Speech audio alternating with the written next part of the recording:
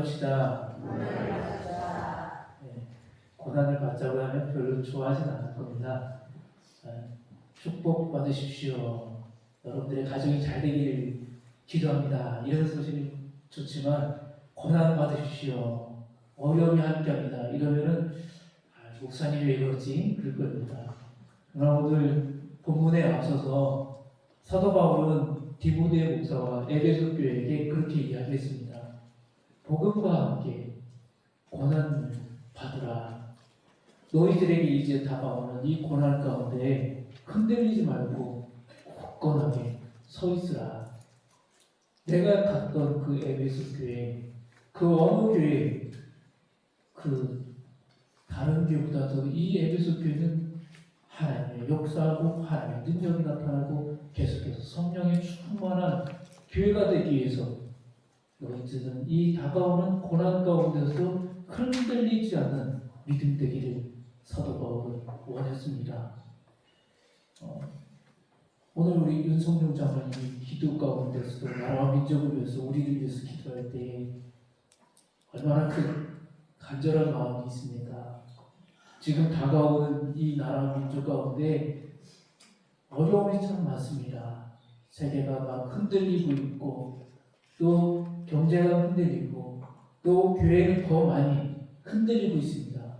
우리 믿음의 선배들이 유년 시절, 청년 시절을 지나실 때는 별 문제가 없었죠. 큰 문제 없이 우리 한국교회가 90년대 들면서 2000년대 엄청나게 폭발적으로 부흥하던 시기가 있었습니다. 그러나 지금은 그런 때가 아닙니다. 방어를 잡을 때는 다 지났습니다. 그 거대한 방어 때 다 어디에 갔습니까? 이젠 다 문지로 들어오는 때는 기대하기는 참 어려워졌습니다. 그러나 성령이 역사하신다면 다시 방어 때는 돌아옵니다. 지금 청원 때처럼 촘촘한 그물이 필요할 때, 이런 때에 우리 신앙이 어떻게 서야 하는가? 사도 바울은 본문에 앞서 복음을 부끄러워하지 말고 고난에 참여하라 고 권면하고 나서 이제 더 구체적으로 어떻게 복음 사역을 감당해야 하는지, 한 영혼을 위해서, 지역사회 복음을 위해서 교회가 어떻게 살아남아야 되는지 에베소 교회 디모데 목사뿐만 아니라 이 시대를 살아가는 우리에게 귀한 말씀을 전해주고 있습니다. 첫 번째는 사도 바울은 디모데에게 은혜 안에서 강해지라 하고 말하고 있습니다. 디모데후서 2장 1절에 이렇게 기록하고 있습니다. 내 아들아, 그러므로 너는 그리스도 예수 안에 있는 은혜 가운데서 강하고 라고 했습니다.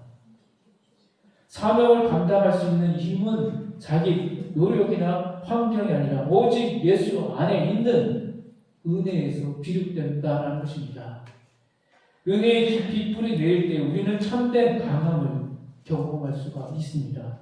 젊은 디모데 목사가 교회 안팎에서 불어오는 이 반대와 또 여러 가지 시험들, 지금 큰 강대국이라고 할 수 있는 이 로마 제국이 계속해서 박해하는 이 가운데서 약해 보이는 이 디모데 목사, 어떻게 하면 흔들리지 않고 교회를 지키고 성도들을 지킬 수 있는지를 이야기해 주고 있는 것입니다. 그래서 너는 그리스도 예수 안에 있는 은혜 가운데서 강해져야 한다. 강해라.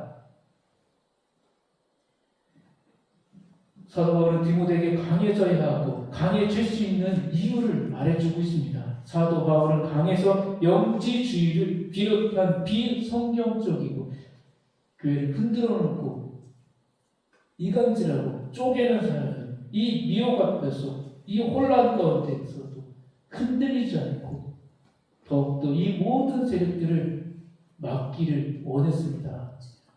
사도 바울이 디모데에게 전해준 순수한 복음과 건전한 교리가 충성된 사람들에게 잘 전달하고 그들이 또 다른 사람들을 교회 안에 잘 가르쳐야 한다는 것을 일깨워주는 말입니다.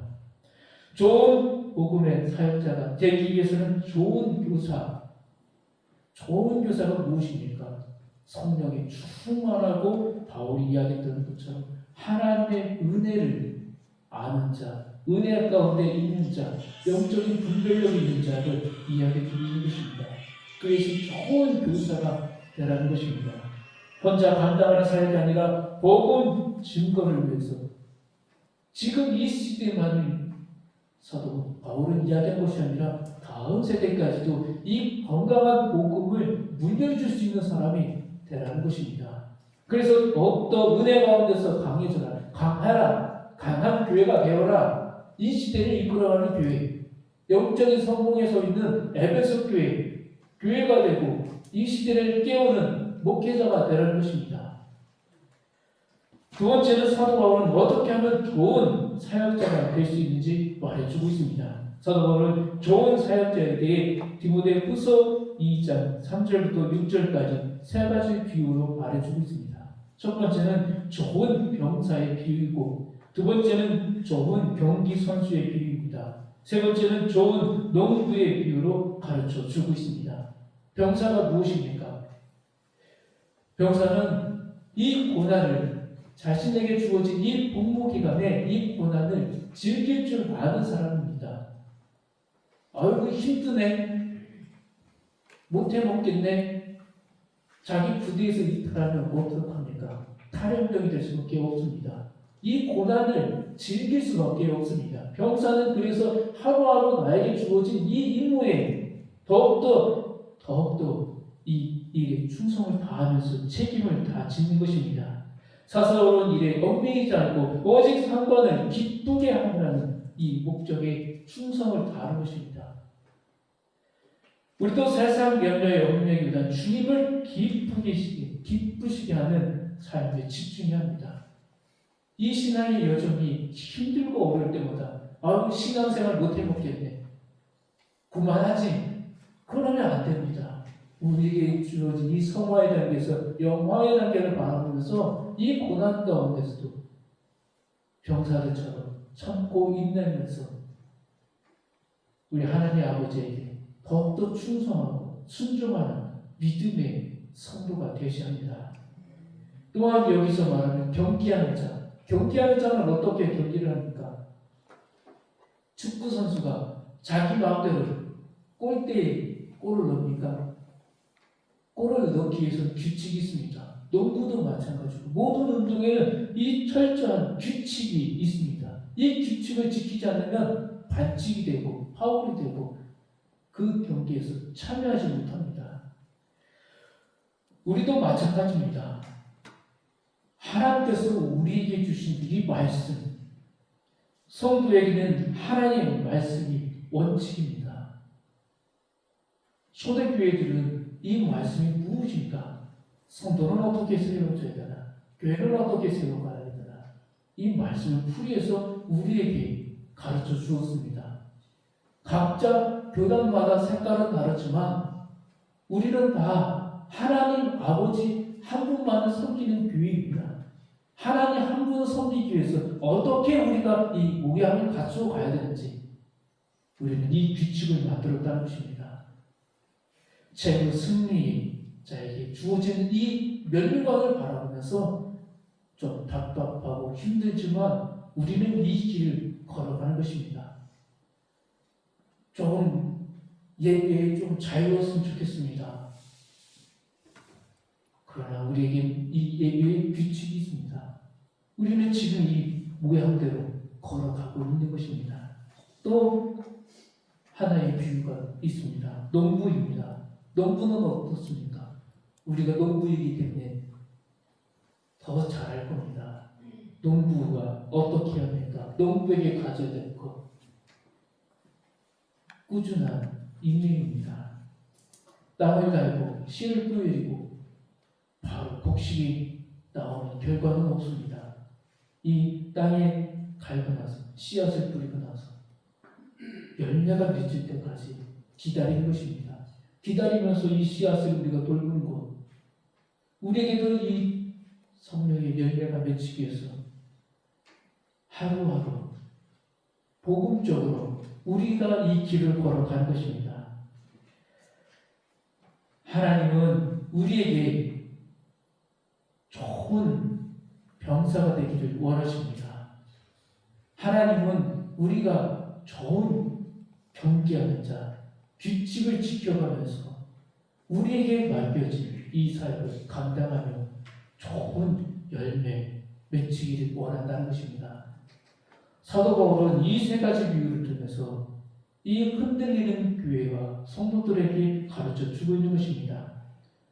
말과 행동이 따라가는 것이 아니라 말과 행동이 일치하고 더욱더 주님이 주신 지혜로 이것을 이겨내고 격려하는 공동체가 되라는 것입니다.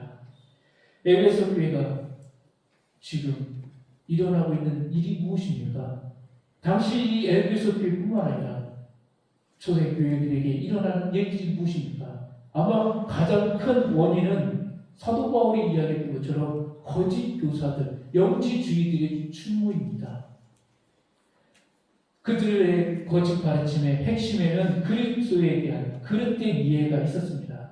그들은 그리스도가 하나님이기는 하나 사람은 아니다 라고 주장했습니다.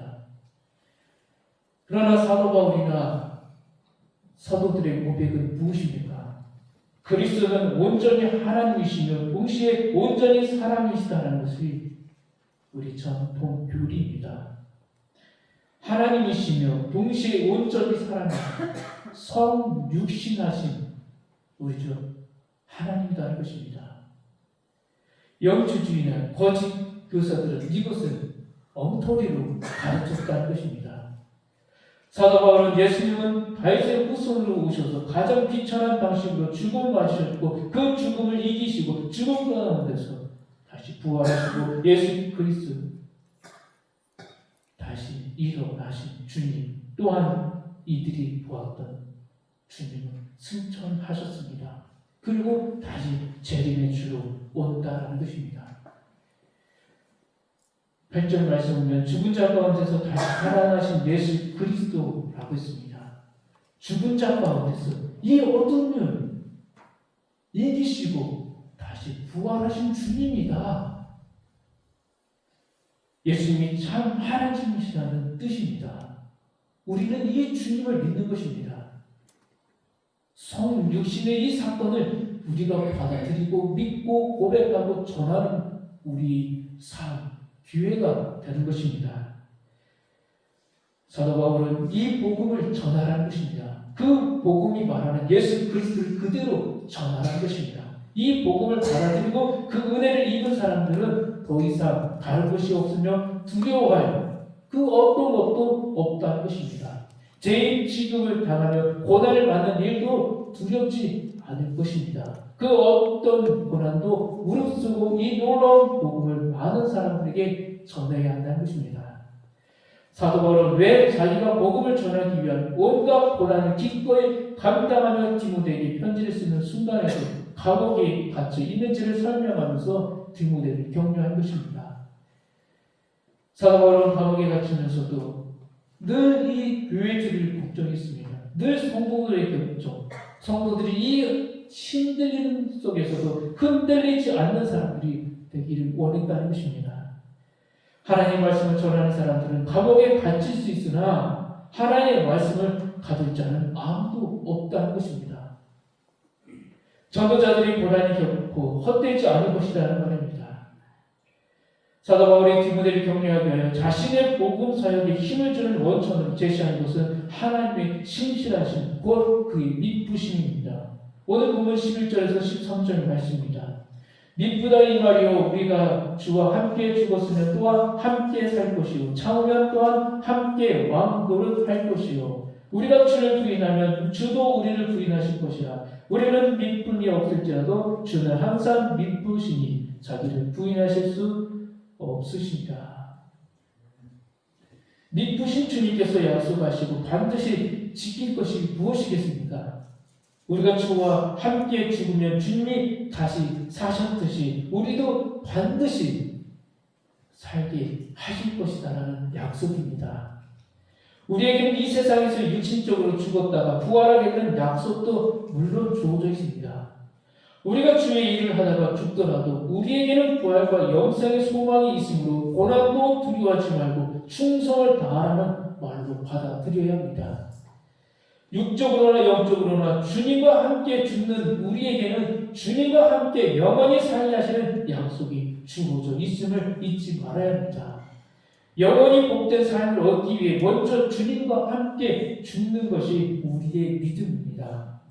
믿으신 주님께서 약속하시고 반드시 지킬 것이 또 무엇이겠습니까? 12절 말씀에서 참으면 또한 함께 왕 노릇할 것이요 우리가 주를 부인하면 주도 우리를 부인하실 것이라. 우리가 주님과 함께 왕 노릇하게 하실 것이다. 이 왕 노릇 한다는 것이 무엇이겠습니까? 바로 그리스도인들이 구원과 함께 받을 영원한 영광을 가리키는 것입니다. 본문 13절에서 사도 바울은 말합니다. 우리는 미쁨이 없을지라도 주는 항상 미쁘시니 자기를 부인하실 수 없습니다. 이 고백은 고난과 흔들림 가운데 있는 이들에게 깊은 위로를 주고 있습니다. 우리는 부족하고 약할지라도 하나님은 미쁘시며 신실하신 분이십니다. 우리에게 약속해 주던 이 구원의 약속, 이 언약의 말씀은 반드시 이루어 주십니다. 우리에게도 생명의 멸관이 있습니다. 우리에게도 하나님 나라의 이름이 다 기록되어 있습니다. 생명록에 우리의 이름이 있다는 것입니다. 우리가 믿을 일은 오직 언제나 신실하신 예수님이십니다. 성육신하신 우리 주 예수 그리스도를 확실하게 믿고 고백하고 전하는 우리의 삶이 되어야 합니다. 그 주를 믿고 복음의 사역에 더욱더 충성해야 합니다.